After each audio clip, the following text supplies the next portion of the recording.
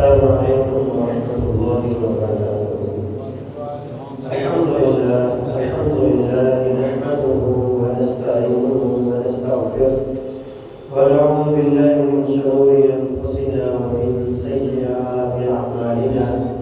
من يهده الله فلا مضل له ومن يضلل فلا هادي له. أشهد أن لا إله إلا الله وحده لا شريك له وأشهد أن محمدا عبده ورسوله. اللهم صل على محمد وعلى آل محمد كما صليت على إبراهيم وعلى آل إبراهيم إنك حميد مجيد. أما بعد فإن أحسن الحديث كتاب الله وخير الهدي هدي محمد صلى الله عليه وسلم وشر الأمور محدثاتها وكل محدثة بدعة وكل بدعة ضلالة وكل ضلالة في النار. قال الله تبارك وتعالى في القرآن المجيد والفرقان الحميد: يا أيها الذين آمنوا اتقوا الله حق تقاته ولا تموتن إلا وأنتم مسلمون. يا أيها الناس اتقوا ربكم الذي خلقكم من نفس واحدة وخلق منها زوجها وبث منهما رجالا كثيرا ونساء واتقوا الله الذي تساءلون به والأرحام إن الله كان عليكم رقيبا. يا أيها الذين آمنوا اتقوا الله وقولوا قولا سديدا يصلح لكم أعمالكم ويغفر لكم ذنوبكم ومن يطع الله ورسوله فقد فاز فوزا عظيما. قال الله تبارك وتعالى في مقام آخر: ولو أن أهل القرى آمنوا واتقوا لفتحنا عليهم بركات من السماء والأرض ولكن كذبوا فأخذناهم بما كانوا يكسبون.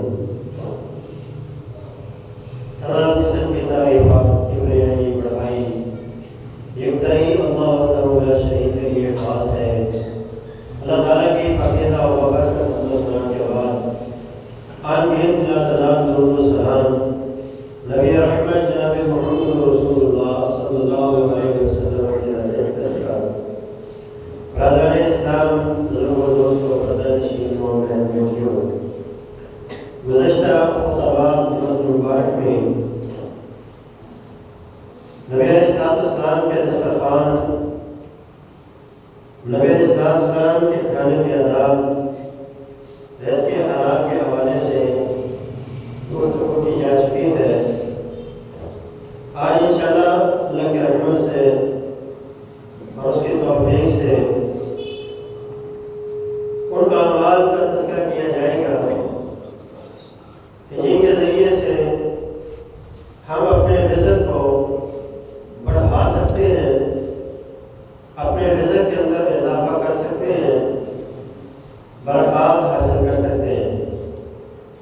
کیونکہ آج جب ہم اپنے معاشرے میں دیکھتے ہیں تو ہر طرف لوگ ہمیں پریشان نظر آتے ہیں.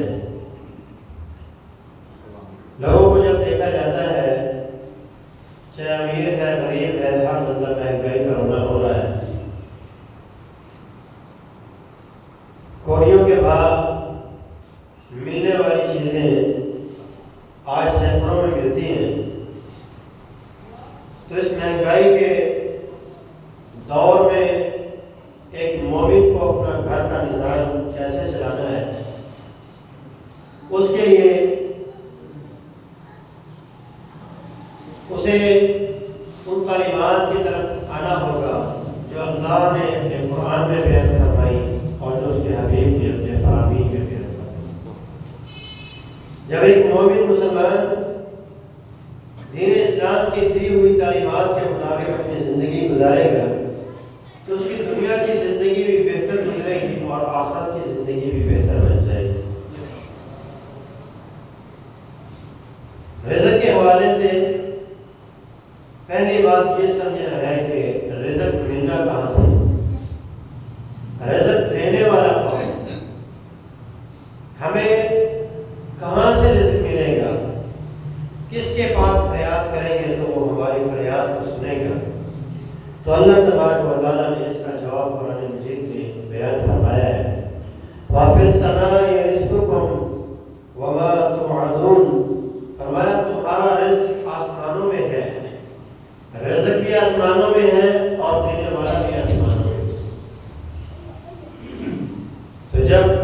رزق کی ضرورت ہو، کھانے کی ضرورت ہو، کسی چیز کی طلب ہو تو اپنے ہاتھوں کو آسمان کی طرف اٹھائے اور اللہ خالق اور مالک سے رزق مانگے۔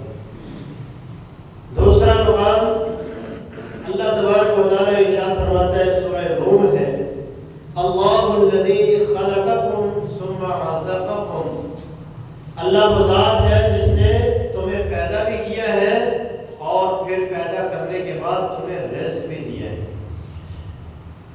پیدا کرنے والا بھی رب ہے اور ضرورتیں پوری کرنے والا بھی اللہ خالق اور مالک ہے۔ تیسرا مقام رب تعالیٰ ارشاد فرماتے ہیں، نحن قسمنا بینہم معیشتہم فی الحیات الدنیا، یہ دنیا کی زندگی ہے جس میں ہم نے معیشت کو لوگوں کے درمیان تقسیم کر دیا ہے۔ ورفعنا بعضهم فوق بعض درجات، ایک کو دوسرے کے اوپر فوقیت دے دی ہے، کسی کو تھوڑا مال دے دیا تو کسی کو زیادہ دے دیا، کسی کے پاس رزق کم ہے تو کسی کے پاس زیادہ ہے۔ لِيَتَّخِذَ بَعْضُهُمْ بَعْضًا سَخْرِيًّا، یہ اونچ نیچ اس لیے رکھی گئی ہے تاکہ ایک دوسرے سے فائدہ حاصل کیا جا سکے۔ جس کے پاس نہیں ہے وہ اس کا کام کرے گا، جس کے پاس ہے وہ بدلے میں اسے پیسہ دے گا تو وہ بھی رزق کمائے گا، وہ بھی کمائے گا۔ ہر بندہ رزق کمائے گا دوسرے کے ساتھ مل کر، ہر بندہ دوسرے کا محتاج ہے اور تمام کے تمام اللہ خالق و مالک کے محتاج ہے۔ زیادہ کیوں، کم کیوں؟ ایک کو اللہ نے کم دیا، دوسرے کو زیادہ دیا، تو اس کی بھی ایک وجہ اللہ نے قرآن میں بیان فرمائی ہے۔ وہ کیا ہے؟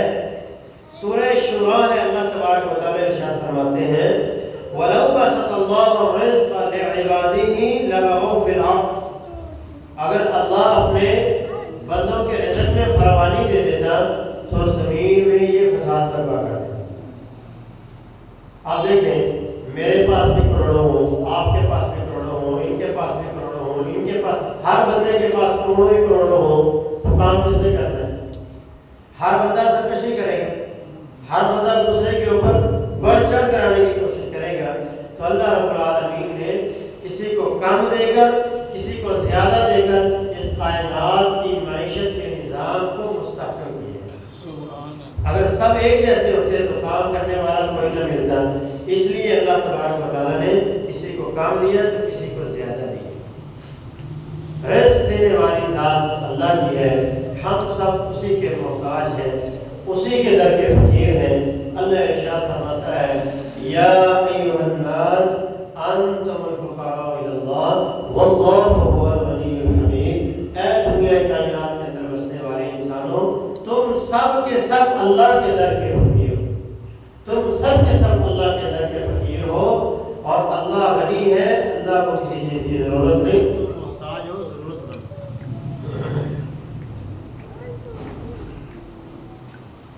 ایک اور مقام پہ اللہ اپنے رزاق ہونے کا ہمیں بتلاتے ہیں، ان اللہ هو الرزاق ذو القوة المتین، قوت والا، رزق والا، اختیارات والا صرف ایک اللہ ہی ہے، وہی رزاق ہے، اسی سے مانگو گے تو تمہاری جھولیاں بھر جائیں گی، اور در در کی ٹھوکریں کھاتے رہو گے تو ساری زندگی اسی طرح پھرتے رہو گے، دنیا بھی برباد ہو جائے گی اور آخرت بھی برباد ہو جائے گی۔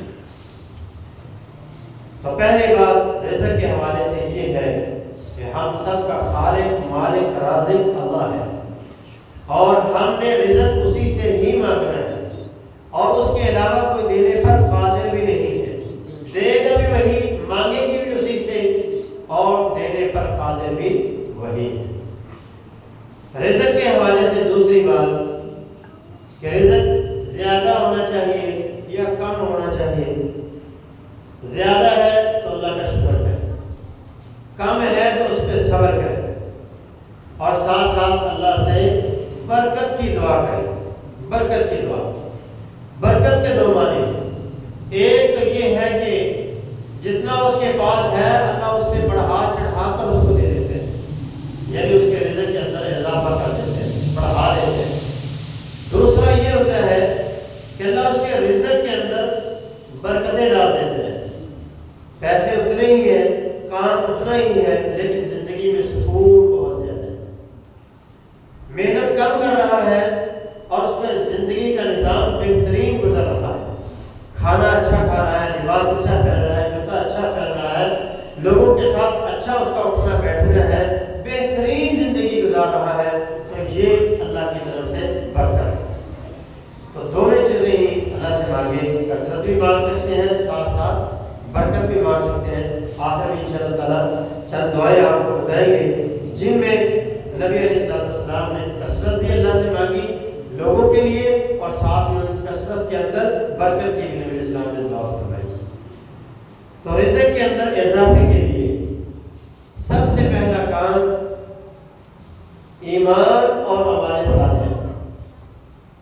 جو بندہ ایمان کے ساتھ ساتھ نیک عمل زیادہ کرتا ہے، اللہ تبارک و تعالیٰ اس کی دنیا کی زندگی کو بہترین بنا دیتے ہیں.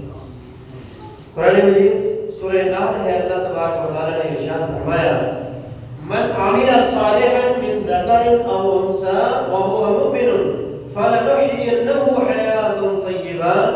جو بھی تم میں سے مرد ہو یا عورت ہو ایمان کے ساتھ نیک عمل کرے گا تو ہم اسے پاکیزہ طیب بہترین زندگی عطا فرمائیں گے. تو بہترین زندگی گزارنے کے لیے، دنیا میں اچھی زندگی گزارنے کے لیے مومن ہونے کے ساتھ ساتھ نیک اعمال زیادہ کرنے ہوں.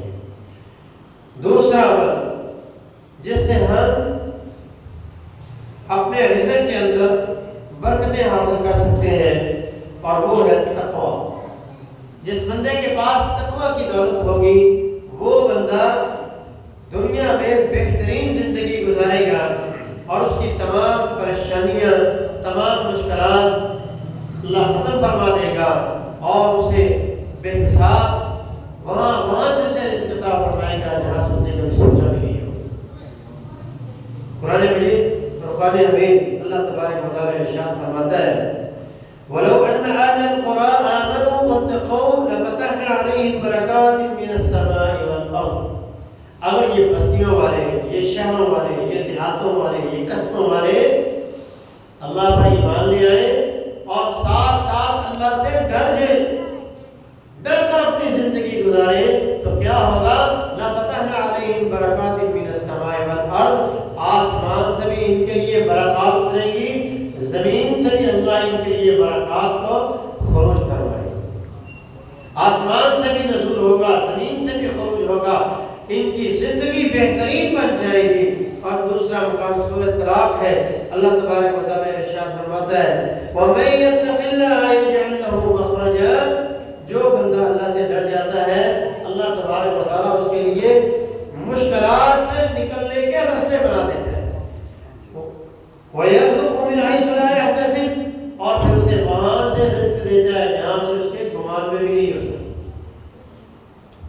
سیدنا عبداللہ ابن عمر رضی اللہ عنہ کا واقعہ بڑا مشہور واقعہ ہے کہ وہ مدینہ کے قریب ایک جگہ پہ پڑاؤ ڈالے ہوئے ہیں، سخت گرمی ہے، دوپہر کا وقت ہے، کھانا تیار کر کے بیٹھے ہیں اور دیکھ رہے ہیں کہ ایک بکریوں کا چرواہا آ رہا ہے بکریوں کو ہانکتے ہوئے. تو آپ نے اپنے بیٹے سالم سے کہا سالم اس بکریوں کے چرواہے کو لے کر آؤ. جب وہ آیا تو آپ نے کہا آؤ ہمارے ساتھ کھانا کھاؤ. تو اس نے کہا ابن سائل اے عبداللہ اللہ کے بندے میں تو روزے کی حالت میں. سیدنا عبداللہ رضی اللہ عنہ نے کہا اتنی سخت گرمی، لو چل رہی ہے اور اتنی سخت گرمی میں تم نے روزہ رکھا ہوا ہے. اس نے کہا میں ان دنوں کے لیے، اس وقت کے لیے تیاری کر رہا ہوں جب عمل نہیں ہوگا انشاء اللہ.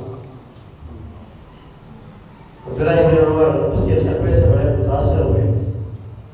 آپ نے اس کا ٹیسٹ لیا، اس کو آزمایا، فرمایا یہ جو تیرے پاس بکریاں ہیں ان بکریوں میں سے ایک بکری ہمیں دے دے، ہم اس کو ذبح کریں گے، اس کا گوشت بنائیں گے، گوشت بھی تمہیں دیں گے اور اس کی قیمت بھی تمہیں دیں گے. تو اس نے کہا انہا لیست لغنم، یہ بکریاں میری نہیں ہیں، انہا لسیدی، یہ تو میرے مالک کی ہے. سید عبداللہ بن عمر نے کہا پھر مالک تجھے کون سے یہاں دیکھا ہے؟ اس نے کانپتے ہوئے گرجتے ہوئی آواز میں کہا عین اللہ، اے عبداللہ اگر دنیا کا مالک مجھے یہاں نہیں دیکھ رہا تو پھر اس کائنات کا مالک کہاں ہے؟ کیا مجھے اللہ نہیں دیکھ رہا؟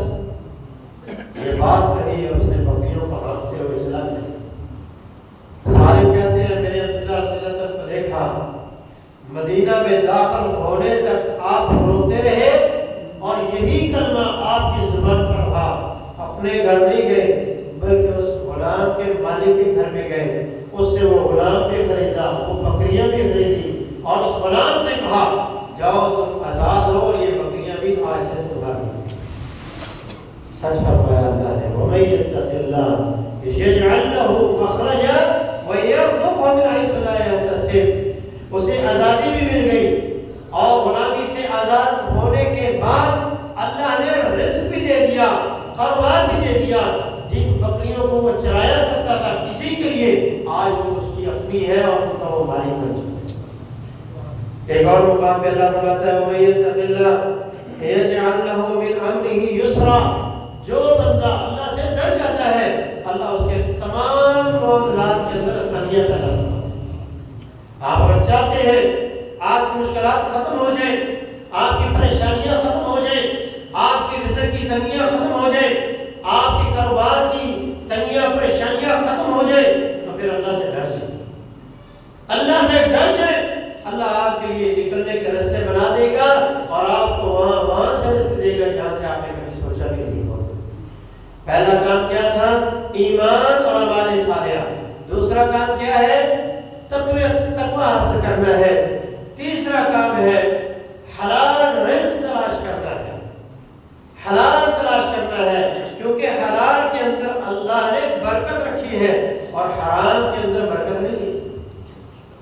جب بندہ حلال کماتا ہے چاہے تھوڑا ہی کما لے، اللہ نے اس کے رزق کے اندر برکت پیدا کر دیتا ہے، اور حرام کمانے والا چاہے لاکھوں ہی کما رہا ہو اس کے رزق کے اندر برکت نہیں ہوتی۔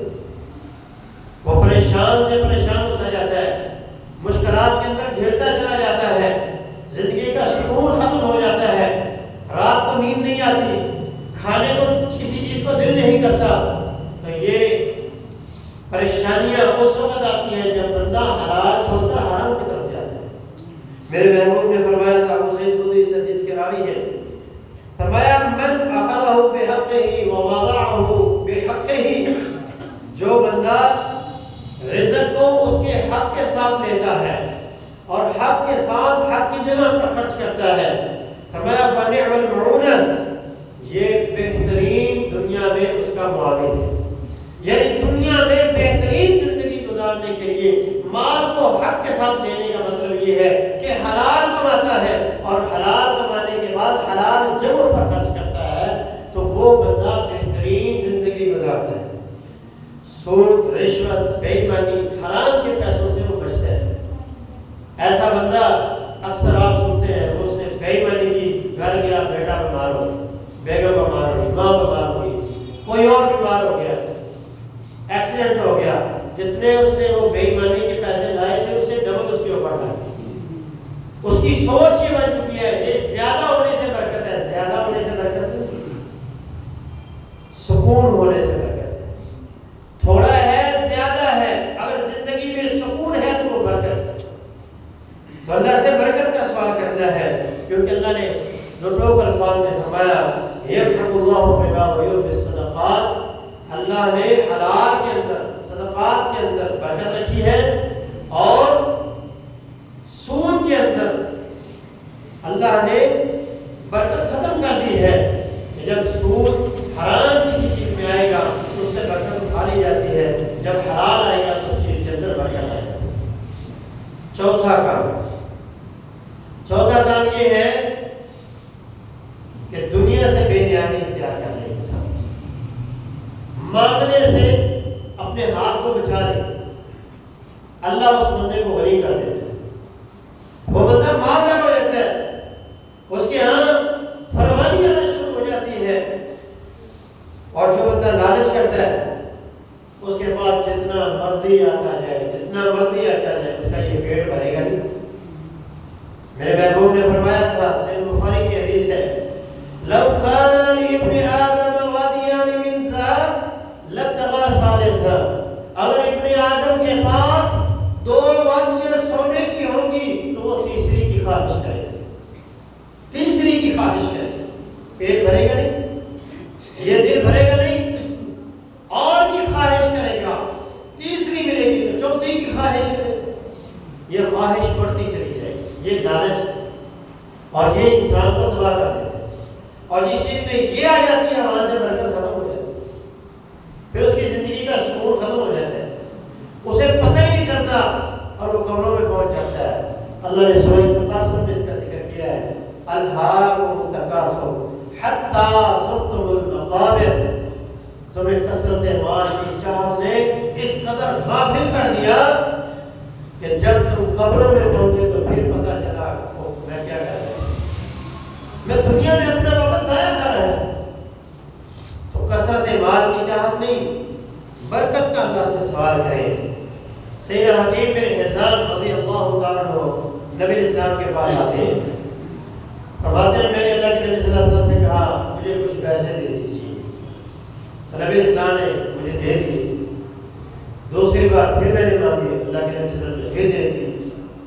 تیسری بار جب میں نے مانگے تو اللہ کے نبی صلی اللہ علیہ وسلم نے فرمایا یا حکیم ان ھذا المال خازنۃ عقبۃ، یہ مال جو دنیا کا ہے یہ بڑا سرسبز و شاداب نظر آتا ہے، بڑا میٹھا اور بڑا مزیدار نظر آتا ہے، لیکن یاد رکھو اس سے بے نیاز ہو جاؤ گے تو کیا ہوگا، بورک لہ فیہ، تو اللہ تیرے رزق کے اندر برکت ڈال دے گا۔ اگر اسی طرح مانگتے رہے گا تو مانگتا ہی رہے گا ساری زندگی، تیری زندگی میں فراوانی نہیں ملے گی، راحت اور سکون نہیں ملے گا، برکت نہیں ملے گی۔ ایک اور حدیث میں اللہ کے نبی نے فرمایا، صحیح بخاری کی حدیث ہے، من استغنا اغناہ اللہ، جو بندہ غنی ہو جاتا ہے، بے پرواہ ہو جاتا ہے، دنیا کے مال سے بے نیاز ہو جاتا ہے، لوگوں سے مانگنا چھوڑ دیتا ہے، اللہ خالق و مالک اس بندے کو غنی کر دے۔ اگر چاہتے ہیں کہ رزق بڑھ جائے، اگر چاہتے ہیں کہ اللہ آپ کے مال کے اندر اضافہ کر دے، تو پھر دنیا سے لالچ ختم کر دے، لوگوں سے مانگنا چھوڑ دے، اللہ آپ کو غنی کر دے گا، مالدار کر دے گا۔ پانچویں چیز جس کے ذریعے ہم اپنے مال کو بڑھا سکتے ہیں، اپنے رزق کو بڑھا سکتے ہیں، اور وہ ہے اللہ کے راستے میں خرچ کرنا۔ قرآن مجید فرقان حمید اللہ تبارک و تعالی ارشاد فرماتا ہے، فَمَا أَنفَقْتُم مِّن شَيْءٍ فَهُوَ يُخْلِفُهُ وَهُوَ خَيْرُ الرَّازِقِينَ، جو بھی تم اللہ کے راستے میں خرچ کرو گے اللہ اس چیز کا متبادل تمہیں ضرور عطا فرمائے گا۔ اور متبادل کیسے کیسے عطا فرمائے گا؟ قرآن مجید میں اللہ ایک اور مقام پہ ارشاد فرماتا ہے، مَنْ الَّذِي يُقْرِضُ اللَّهَ قَرْضًا حَسَنًا فَيُضَاعِفَهُ لَهُ أَضْعَافًا كَثِيرَةً، جو بندہ بھی اللہ کو قرض حسنہ دیتا ہے، جو بھی اللہ کے لیے خرچ کرتا ہے، اللہ جل شانہ اس کو بڑھا چڑھا کر بہت زیادہ عطا فرماتا ہے۔ کس قدر بہت زیادہ؟ مثال دے کر اللہ نے سمجھایا، مثل الذین ينفقون اموالهم فی سبیل اللہ کمثل حبۃ انبتت سبع سنابل فی کل سنبلۃ مئۃ حبۃ واللہ یضاعف لمن یشاء واللہ واسع علیم۔ فرمایا جو بندہ میرے راستے میں خرچ کرتا ہے اس کی مثال اس کسان کی طرح ہے جو زمین میں دانہ بوتا ہے، ایک دانہ وہ گراتا ہے، اللہ اس سے 7 بالیاں نکالتے ہیں اور ہر بالی کے اندر 100 دانہ ہوتا ہے، ایک کے بدلے میں جس طرح کسان کو اللہ 700 دانے عطا فرماتے ہیں، اسی طرح جو اس کے راستے میں خرچ کرتا ہے اللہ فرماتے ہیں میں اس کو ایک کے بدلے میں 700 گنا عطا فرماتا ہوں۔ اور یہی بھی بات نہیں فرمائی، فرمایا اخلاص جتنا زیادہ ہوگا واللہ واسع علیم، اللہ کے پاس بڑی وسعتیں ہیں۔ یہ 700 وسعت ویسے اشارہ کیا ہے، اللہ کے ہاں تو اس سے بھی زیادہ ہے، اللہ بہت وسیع خزانوں کا مالک ہے۔ اور حدیث رسول ہے، صادق المصدوق پیغمبر نے قسم اٹھا کے کہا واللہ واللہ واللہ ما نقص صدقۃ من مال، وہ مال وہ رزق کبھی کم نہیں ہوتا جس سے صدقہ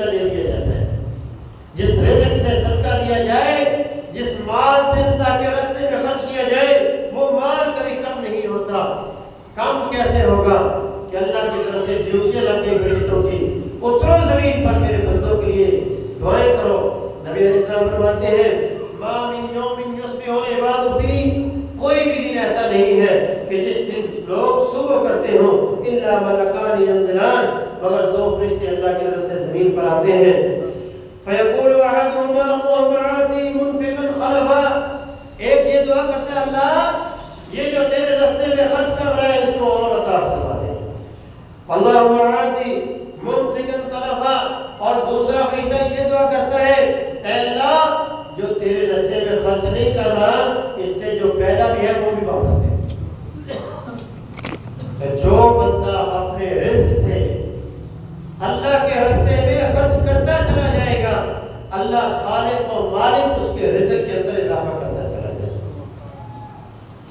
چھٹا کام جس سے آپ اپنے رزق میں برکت حاصل کر سکتے ہیں وہ ہے جب کاروبار کریں سچ کی بنیاد پر کریں۔ کاروبار کرتے ہوئے جھوٹ نہ بولیں، اگر جھوٹ بولیں گے برکت ختم ہو جائے گی، بظاہر نظر زیادہ آ رہا ہوگا لیکن اس میں برکت نہیں ہوگی، لیکن سچ بولیں گے پروفٹ کم بھی ہوگا، اللہ اس کے اندر برکتیں عطا فرمائے گا۔ نبی علیہ السلام کی حدیث ہے، حکیم بن حزام اس حدیث کے راوی ہے، فرماتے ہیں نبی علیہ السلام نے فرمایا البیان بالخیار ما لم یتفرقا، دو بیع کرنے والوں کو اختیار ہے جب تک وہ ایک جگہ پہ کھڑے ہیں سودا واپس کر سکتے ہیں۔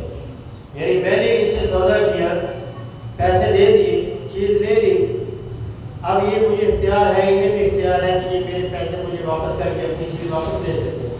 مجھے بھی شریعت نے اختیار دیا ہے کہ میں ان کی چیز انہیں واپس کر کے اپنے پیسے واپس لے سکتا ہوں۔ آگے اللہ کے نبی صلی اللہ علیہ وسلم فرماتے ہیں فَإِن صَدَقَا وَبَيَّنَا بُورِكَ لَهُمَا فِي بَيْعِهِمَا، اگر یہ دونوں تجارت کرتے ہوئے سچ بولتے ہیں، لینے والا بھی سچ بول رہا ہے دینے والا بھی سچ بول رہا ہے، اللہ کے نبی صلی اللہ علیہ وسلم فرماتے ہیں تو ان کی تجارت کے اندر اللہ برکت ڈال دیتا ہے۔ وَإِن كَذَبَ وَكَتَمَ، اگر جھوٹ بولتے ہیں اور چیز کا نقش چھپا لیتے ہیں، مُحِقَتْ بَرَكَتُهُمَا، تو اللہ ان کی برکت کو ختم کر دیتا ہے۔ ہمارے ہاں جو جھوٹ بول کے سودا بیچتا ہے اسے لوگ کہتے ہیں یہ بہت بڑا ڈیلر ہے، بڑی ڈیلنگ کرتے ہیں، ایسی بات کو مت ہے کہ گراہک کی مت نہیں مارتا، یہ اس کی مت نہیں مارتا، اپنا بیڑا کرتا ہے، اپنا رزق تباہ کر رہا ہے، اپنے رزق کی برکت کو ختم کر رہا ہے۔ تو تجارت کرتے ہوئے سچ بولنے کو کبھی نہ چھوڑیں۔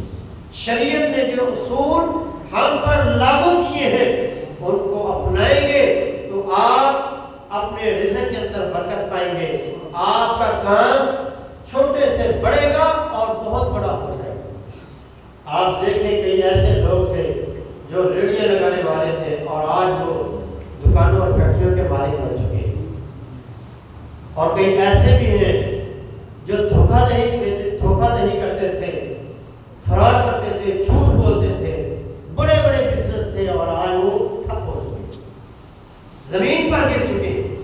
تو یہ سچ کی برکت ہے، تجارت کے اندر سچ کو کبھی نہ چھوڑیں۔ برکت حاصل کرنے کے لیے ساتواں کام، اپنے کام کا آغاز صبح کریں۔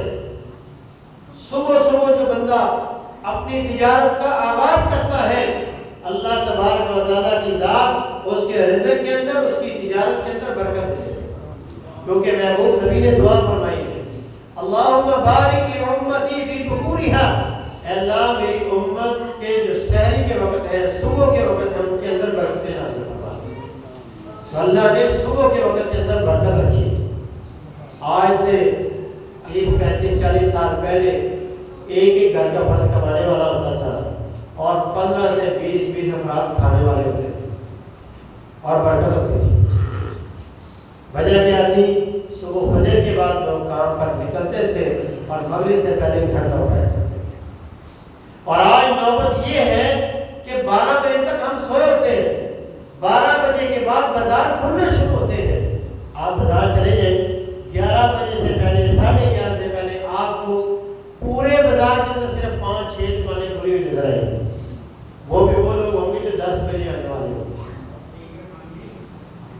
برکت ختم ہو گئی. کسی کہنے والے نے کیا زبردست مقولہ کہا وہ قوم کیسے ترقی کر سکتی ہے جو زوال کے وقت اٹھے اور کہے میں ترقی پہ جا رہا ہوں. جو زوال کے وقت ترقی ڈھونڈے گا وہ کیا ترقی کرے گا؟ ترقی اس نے کرنی ہے وہ برکت کے وقت کو اپناتا ہے. نبی اسلام کی اس حدیث کو ایک تاجر سحر الغامدی نے سنا تو انہوں نے اپنی تجارت کا آغاز فجر کے بعد شروع کیا اور وہ اپنی تجارت کے اندر بڑھتے چلے گئے اور ان کا مال بہت زیادہ ان کے پاس جمع ہوا. بہت بڑے وہ تاجر ہیں. تو آج بھی اگر کوئی بندہ یہ چاہتا ہے کہ وہ ترقی کرے اور وہ عروج پائے تو اس کو چاہیے کہ وہ فجر کے بعد سوئے نہ. فجر کے بعد وہ اپنے اذکار پڑھے، دعا پڑھے، اشراق پڑھے، ناشتہ کرے اور اپنی دکان پہ چلا جائے. اللہ رب العالمین کی ذات اس کے رزق کے اندر اسے برکتیں عطا فرمانا شروع کر. آٹھواں کام یہ ہے کہ جو اللہ نے آپ کے مقدر میں لکھا ہے اس پہ راضی ہو. یہ نہ دیکھیں میرے ہمسائے کے پاس 3 گاڑیاں ہیں میرے پاس نہیں ہے، اللہ سے شکوے کرنا شروع ہو جائے. جو اللہ نے آپ کے لیے لکھ دیا ہے اس پہ راضی ہو جائے.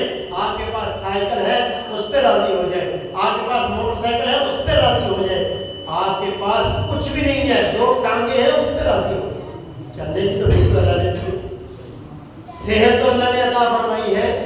ان کو دیکھیں جو پاؤں سے معذور ہے، اللہ کی ایک ایک نعمت کا شکریہ ادا کریں. جب آپ اللہ کی تقسیم پر راضی ہو جائیں گے تو اللہ تبارک و تعالیٰ کے پیارے حبیب نے فرمایا وَرْضَ بِمَا قَسَمَ اللَّهُ لَكَ تَكُنْ أَغْنَى النَّاسِ.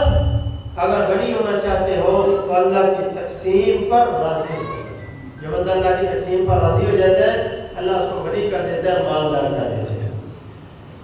9واں کام نبی علیہ السلام نے فرمایا من احب ان يبسط له في رزقه وان ينسى له في عمره فليصل رحمه.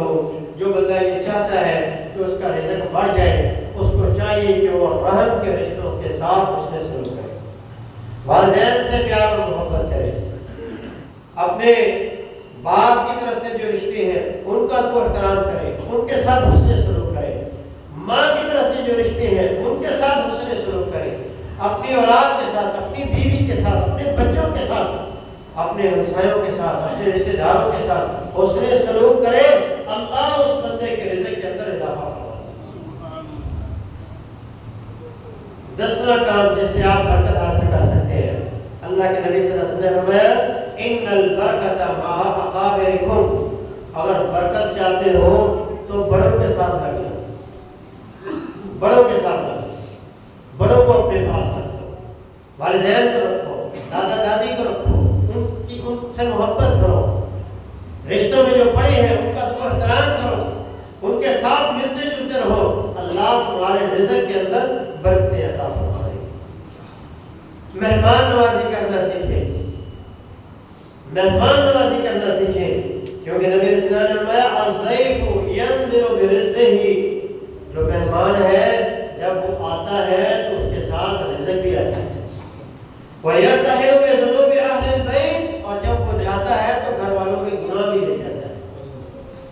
تو مہمان نوازی کرنا سیکھیں. مہمان آئے تو خوش ہو جایا کریں، اور جو اللہ نے توفیق دی ہے جو آپ کے گھر میں ہے اس کے سامنے رکھ دیں، اچھی مہمان نوازی کریں. اللہ اس کے بدلے میں رزق کے اندر اضافہ کرے. نکاح کریں. اگر آپ چاہتے ہیں کہ اللہ آپ کے رزق کے اندر برکت دے، آپ کا رزق بڑھے، تو آپ اپنے بچوں کی نکاح کریں.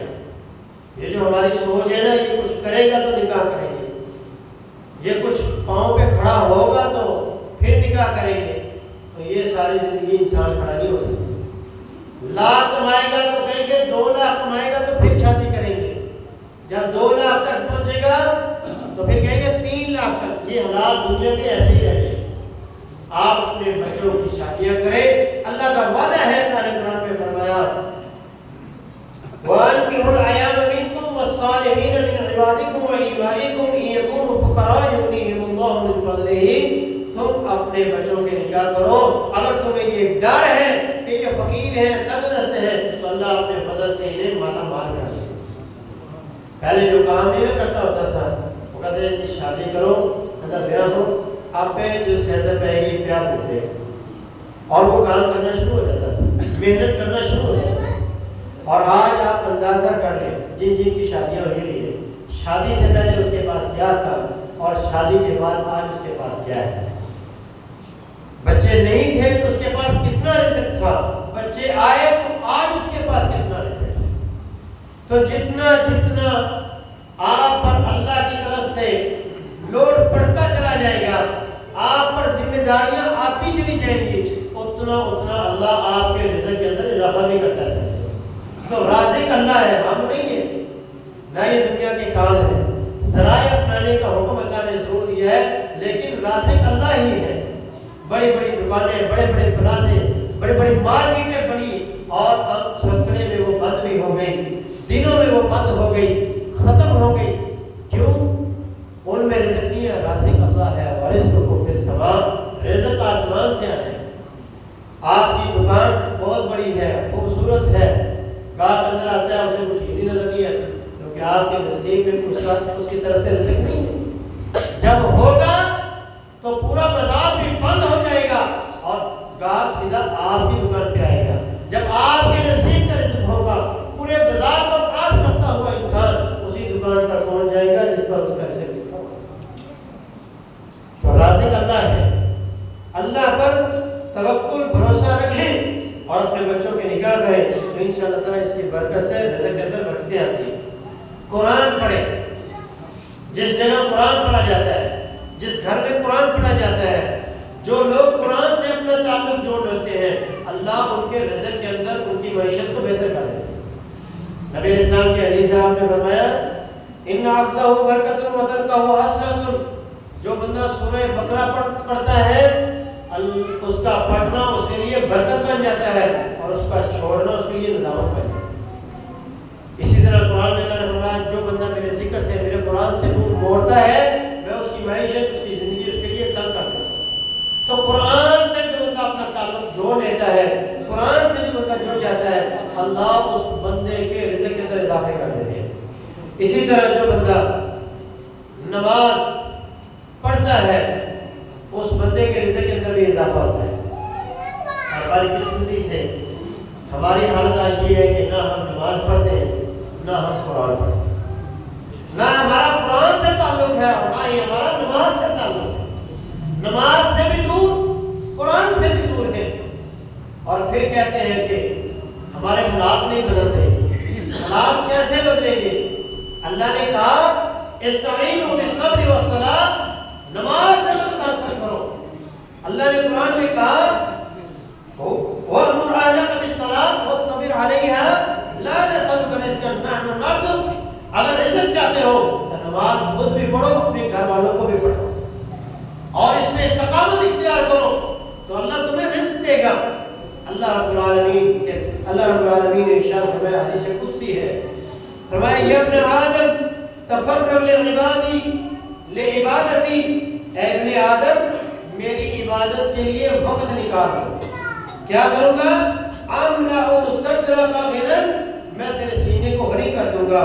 واسد فقرک، تیری فقیری کو ختم کر دوں گا. وإن لم تفعل ملأت يدك شغلا ولم أسد فقرك. اور اگر تم نے ایسا نہ کیا جیسے ہم کر رہے ہیں، بے نیاز ہو کے پھر رہے ہیں، ہمیں ایسے جیسے اللہ کی ضرورت ہی نہیں ہے، نہ قرآن، نہ نماز، نہ روزہ، نہ حج، نہ اسلام، اللہ سے دور ہیں. اگر ہم نے اللہ کی طرف نہ آئے تو پھر کیا ہوگا؟ اللہ ملأت یدک شغلا، میں تیرے ہاتھ کو مشغولیت سے بھر دوں گا. آج سب کر کے فرض کماتے ہیں پھر بھی پوری نہیں پڑتی. وجہ یہی ہے کہ ہم نے عبادت کے لیے وقت نہیں نکالا. اللہ کی عبادت کے لیے وقت نکالے، اللہ فقیری محتاجی کو ختم کر دے گا. شکر گزاری کرنا سیکھے، اللہ اس سے بندے کے رزق کے اندر برکتیں دیتا ہے. وقت ہو چکا ہے اور ابھی مواد کا بھی باقی تھا. آئندہ کے طور انشاءاللہ کوشش کریں گے کہ باقی چیزیں جو ہے وہ آئندہ کریں. اللہ تبارک و تعالیٰ ہمیں ایسا بنا دے کہ ہم تمام چیزوں پر پیار کریں جن کے ذریعے سے اللہ ہمارے رزق کے اندر برکت دے. اللہ ہماری محتاجی کو، ہماری غربت کو اور ہماری پریشانیوں کو ختم فرمائے. اقول قولی ھذا